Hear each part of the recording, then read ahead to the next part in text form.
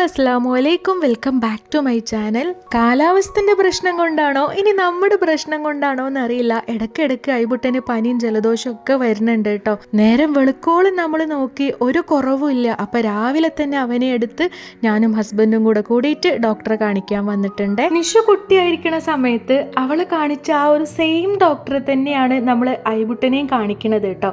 അതായത് മഞ്ചേരിക്കാർക്കൊക്കെ അറിയണതായിരിക്കും നമ്മുടെ ഇക്ബാൽ ഡോക്ടർ. അപ്പോൾ ഡോക്ടറൊക്കെ ഓക്കെയാണ്, പക്ഷേ പ്രശ്നം അതൊന്നല്ല. ആൾക്കുണ്ടല്ലോ ഭയങ്കര താടിയാണ്. താടിയുള്ള ഒരു മനുഷ്യന്മാര് നമ്മുടെ ഐബുട്ടന് ഇഷ്ടമല്ല, അവന് ഭയങ്കര പേടിയാണ് കേട്ടോ. പിന്നെ കുറേ നേരം കരച്ചിലും ബഹളമൊക്കെ ആയിട്ട് ഏതായാലും ഒരുവിധം റെഡിയാക്കി നമ്മൾ അവിടുന്ന് തിരിച്ചു പോന്നിട്ടുണ്ട്. ഏകദേശം ഒരു 10 മണിയൊക്കെ ആവാനായിട്ടുണ്ടാവും കേട്ടോ. എന്നാൽ പിന്നെ പോരുന്ന വൈക്കൽ നമുക്ക് മീനും കൂടെ അങ്ങോട്ട് വാങ്ങിക്കാമെന്ന് വിചാരിച്ച് ദെൻ നേരെ നമ്മൾ പോയത് തറവാട്ടിലോട്ടാണ്. ഐബുട്ടൻ ഉണ്ടായതിന് ശേഷം എനിക്കും ഹസ്ബൻഡിനൊന്നും വലിയ റോളൊന്നുമില്ല എവിടെയും, എല്ലാവർക്കും ഐബുട്ടനെ മതി.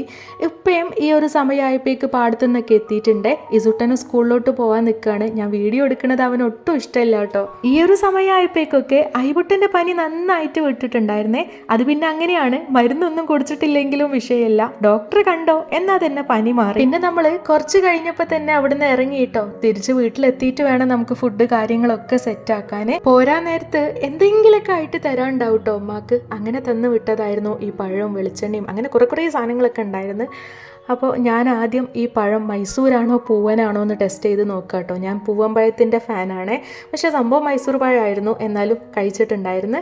അങ്ങനെ അതൊക്കെ കഴിഞ്ഞതിന് ശേഷം നമ്മൾ നേരെ ഐബുട്ടനൊക്കെ ഒന്ന് സെറ്റാക്കി കൊടുക്കുകയാണ് കേട്ടോ. അവന് മരുന്ന് കാര്യങ്ങളൊക്കെ കൊടുക്കണമല്ലോ. അവനുള്ള മരുന്നൊക്കെ കൊടുത്തതിന് ശേഷം പെട്ടെന്ന് തന്നെ അങ്ങോട്ട് ഉറക്കി കൊടുത്തു. കാരണം മൊത്തത്തിൽ നമുക്ക് വീടൊക്കെ ഒന്ന് സെറ്റാക്കി എടുക്കാനുണ്ട്. രാവിലെ നിഷുവിനെ അങ്ങോട്ട് പറഞ്ഞയച്ചതല്ലേ, അപ്പോൾ ആ ഒരു തിരക്കും ബഹളവും ഐബുട്ടൻ്റെ പനിയും എല്ലാം കൂടെ ആയിട്ട് നമ്മളൊന്നും ചെയ്തിട്ടില്ല. ആകെ മൊത്തം ഡിസോർഡറായി കിടക്കുവാണ് കേട്ടോ. അപ്പോൾ അവനെ ഉറക്കിയതിന് ശേഷം ഞാൻ വേഗം ഫുഡൊക്കെ ഒന്ന് അങ്ങോട്ട് സെറ്റാക്കി വെക്കാമെന്ന് വിചാരിച്ച്. കണമീനായിരുന്നു നമ്മൾ വാങ്ങിച്ചിട്ടുള്ളത്. അപ്പോൾ വാങ്ങിച്ച സമയത്ത് തന്നെ നമ്മൾ അവരോട് കട്ട് ചെയ്ത് തരാൻ പറഞ്ഞിന്. അപ്പോൾ ജസ്റ്റ് അതൊന്ന് ക്ലീൻ ആക്കി എടുത്താൽ മതിയല്ലോ. അങ്ങനെ അതൊക്കെ റെഡിയാക്കി വെച്ചിട്ടുണ്ട്.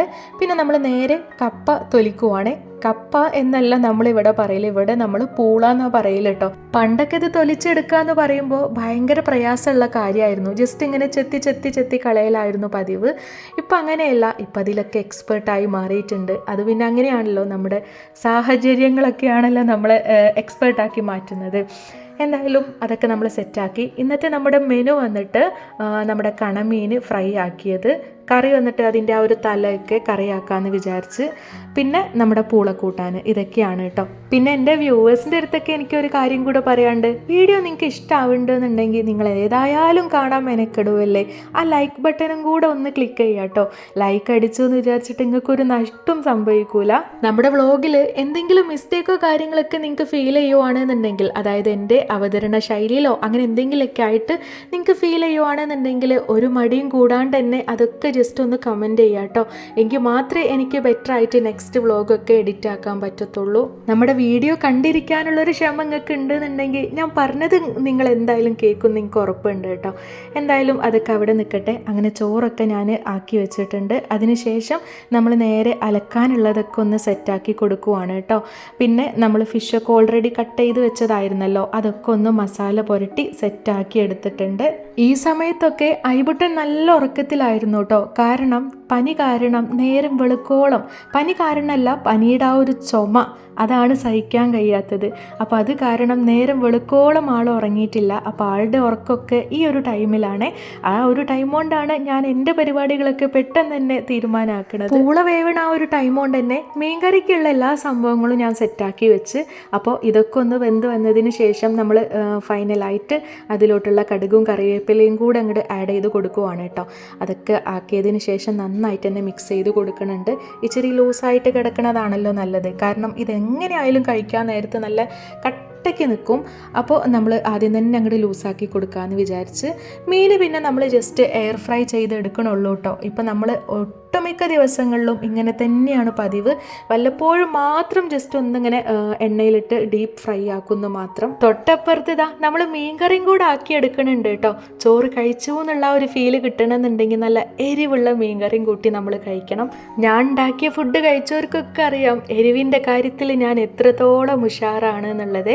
ആ ഒരു കാര്യത്തിൽ ഞാൻ ഒട്ടും പിശുക്ക് കാണിക്കൂല. ഫുഡ് ഉണ്ടാക്കലൊക്കെ നമ്മളത് തീരുമാനമായിട്ടുണ്ട്. ഇന്നങ്ങനെ ഒരുപാട് വിഭവങ്ങളൊന്നും ആക്കിയെടുക്കാനില്ലല്ലോ. അപ്പോൾ പിന്നെ പെട്ടെന്നുണ്ട് സംഭവം സെറ്റായി കിട്ടാൻ.